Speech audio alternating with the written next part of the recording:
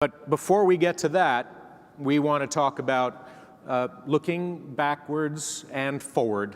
What are the next 10 years going to be like? So I'm going to ask my two co-panelists to join us on stage and talk with us about how we take the next 10 years going forward. So, Jonathan, thank you for joining us from Ford Motor Company. Rahul is based up the hill at the Lawrence Berkeley National Lab, senior advisor, a history in venture capital, and a history in the sustainability of materials, of mobility, of the economy as a whole. Two leaders, we thought they have a history with Meeting of the Minds. It would be fascinating to get a view from them about some of the things they've seen us do in the last decade and some of the plans that we have going forward, maybe with your input this afternoon. We don't have the plans in place yet. So looking backward is critical for us if we're going to make some judgments and choices about what we want to do next. So, John, can I ask you, give us a view as you've seen Meeting of the Minds, as you've experienced what we do. How would you give us a look backward, look forward opportunity here? So when I look back over my engagement with Meeting of the Minds over the years, the one thing that I look back on, and I have to admit I giggle a little bit about it now because I realize how ignorant we were, over the last 5 or 10 years, because the discussions then were about what we would do with cities, as if cities would be passive recipients of the great ideas that we had, and the great idea would just be absorbed by the city, and it would magically happen. And as you've heard from the discussions we've had over the last couple of days, cities are anything but passive recipients of these ideas. They are incredibly actively engaged as consumers, as customers, as inventors, as innovators, as communities. The engagement is unbelievable, and it really does seem weird. And I actually looked back at some of my notes from 2011 and realized even just 5 years ago, we thought to a large extent cities would just take it. And now, like I said, it seems kind of strange talking about it now. But then again, today we talked a lot about autonomous vehicles, and a few years ago, that was just fanciful stuff, and now we know they're coming to market. So it's amazing how quickly these things change. Well, and we heard in this session that Columbus is being pretty proactive. They put a lot of time and effort into capturing that flag, the $50 million flag. Do you get a sense that if cities are not passive, and if they're able to partner not just with the US DOT in that case, or other public sector entities in their own countries, that they're capable of partnering, as we had hoped at the beginning of this process, with multinational enterprises like Ford? Are you seeing the ability to work with cities or city leaders generally as maybe evolving and progressing over time? Without a doubt. Cities are hungry for this kind of engagement. They're desperate for it in a lot of cases. If you look at the biggest challenges that we face as a society, both locally, at the state level, federal, globally, all of these challenges will have resolutions that resonate at the city level.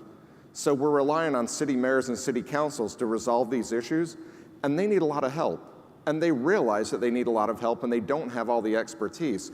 So they're welcoming all types of organizations with open arms. And all the organizations that are represented here, every sector is invited in to try and help be part of the solution. And that, to me, is what makes it really exciting, is there is this tremendous energy, no pun intended, about trying to get things done in a way that truly moves things forward in a progressive way.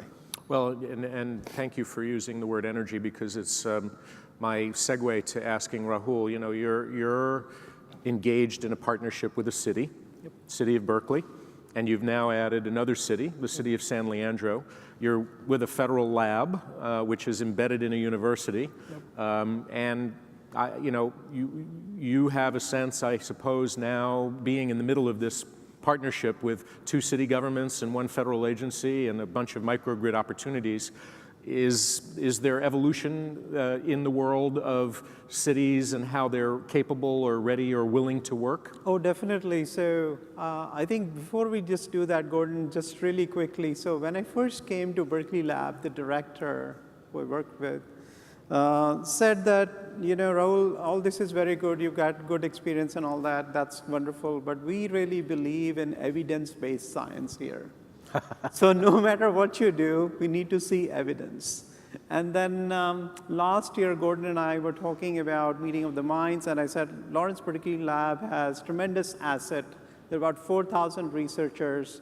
It'll be really, really good to expose the congregation that Gordon puts together and expose them to the researchers and vice versa. And from that outcome actually was the genesis of what Gordon just mentioned about this microgrid opportunity that Berkeley Lab is initiating with City of Berkeley as well as City of San Leandro. Where that is going, however, is on October 4th, the Alameda County Board of Supervisors basically allowed community choice aggregation. So just like 2 weeks ago. And San Leandro is participating in that very actively.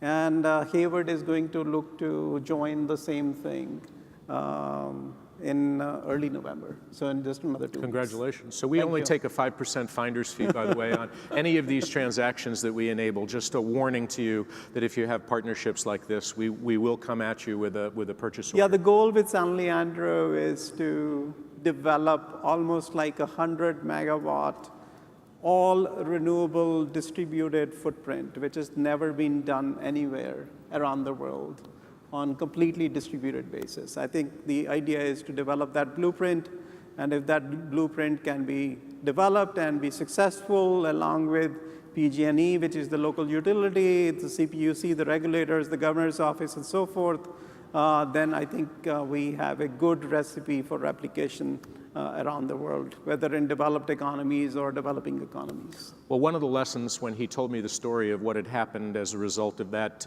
initial engagement was we realized that we only hear about these extraordinary marriages after the fact. Right. And so that's just one of the realities of being in this business.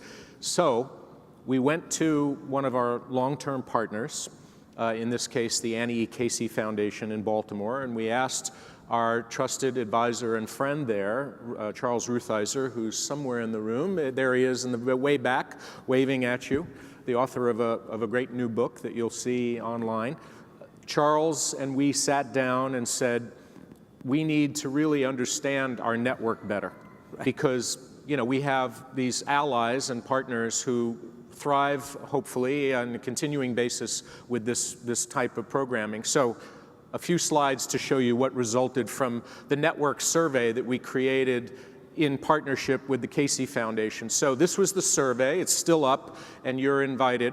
And the survey essentially kicked off in February. We'll close it down in February 2017.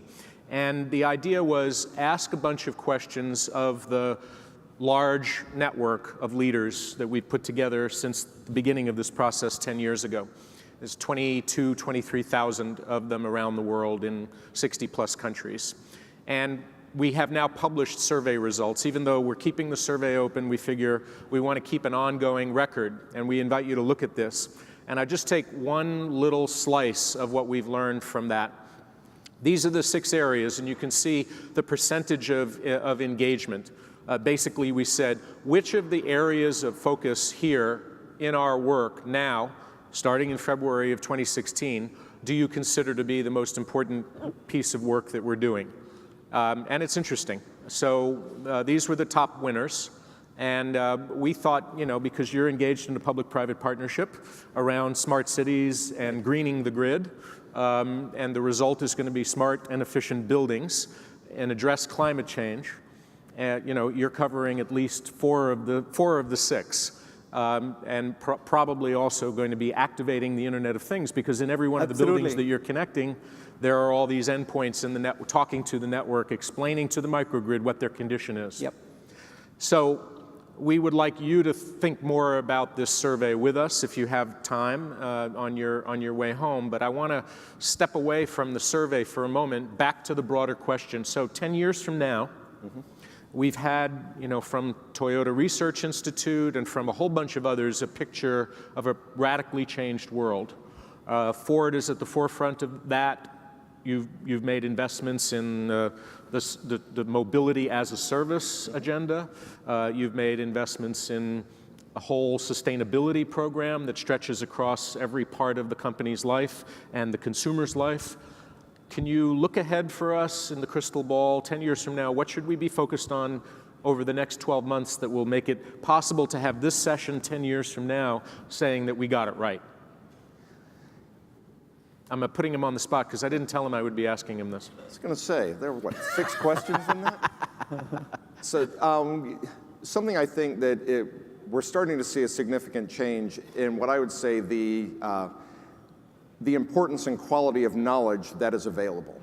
And what I mean by that is something that a lot of us have experienced here over the last couple of days, and it's something that keeps me coming back to Meeting of the Minds, is the fact that if you looked at those 6 boxes that are on that last slide, it added up to about 300%. And that's because people in this room do not like being put in boxes. The number of times I've heard people today say, I don't identify as whatever's on their name tag or whatever they're wearing or whatever else. The people who come to Meeting of the Minds are boundary spanners.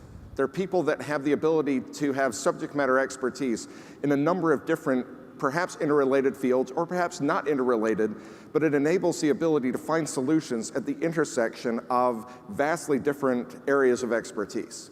And that's where the really cool experiments happen.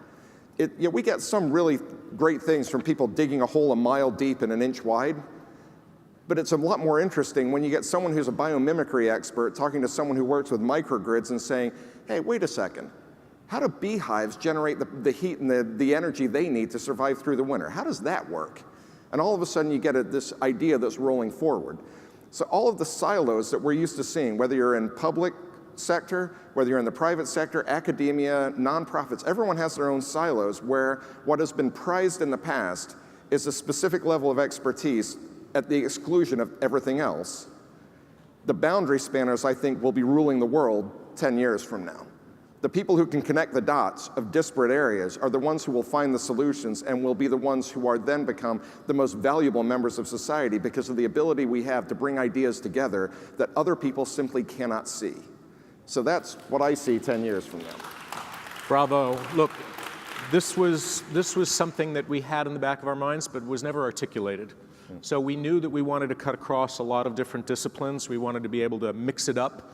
And sometimes it was just a gut sense that that was needed and that was desired and that was going to be fruitful. You've given it, an articulation that I'm sure we're going to be quoting you, and we'll be sending royalty checks your way whenever we have that as our slogan. But you've been an investor. You've been a venture capitalist. I'm going to ask a variation on the question I unfairly asked him, which is, if you were suggesting to us an investment strategy, invest in these kinds of ideas or these kinds of concerns so that you can be prepared for what's going to come at us over the next 10 years, where would you suggest if you had that? I think, Gordon, so, all through the day, we've been talking about investment problems, whether it's in infrastructure or resiliency or smartness of city level, thing level, or whatever it is. I think figuring out monetization is really, really key. Figuring out capital markets access is very, very key. So far, all the investments are largely looked upon as project-financed investments. Around the world, there is tremendous amount of interest in portfolio management theory of bringing or putting more dollars towards alternative investments.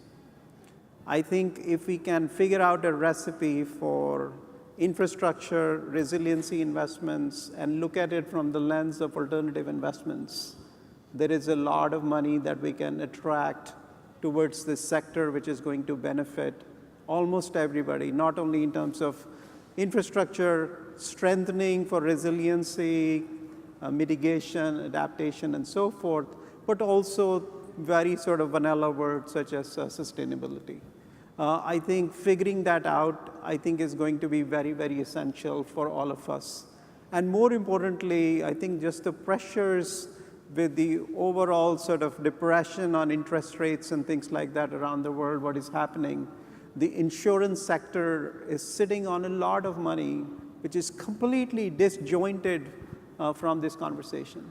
I think more and more bridges that we can build to bring those kinds of people into the conversation, into the mix, I think we will be doing everybody a lot of service.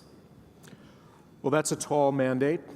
We take the challenge seriously. Rethink the role of money in the world is how I would describe that. And in this context, it means finding adequate resources to plug into the kinds of innovations that we put the spotlight on, but then how do you scale them? This is a challenge because scalability is fundamental to the success of what we're discussing. The cities and the urbanization of the planet is a reality. It's not something that we talked about in college in the 70s. It's now real, it's now happening, and the sustainability crisis is the result of that. Yep. So I think we'll take you up on this suggestion. We are out of time, so I want to thank the two of you for being game to go look backwards in the process of looking forwards, double vision, and we are ready for the closing. So with that, I'll say a round of applause to two panelists who've taken us forward. Thanks, guys.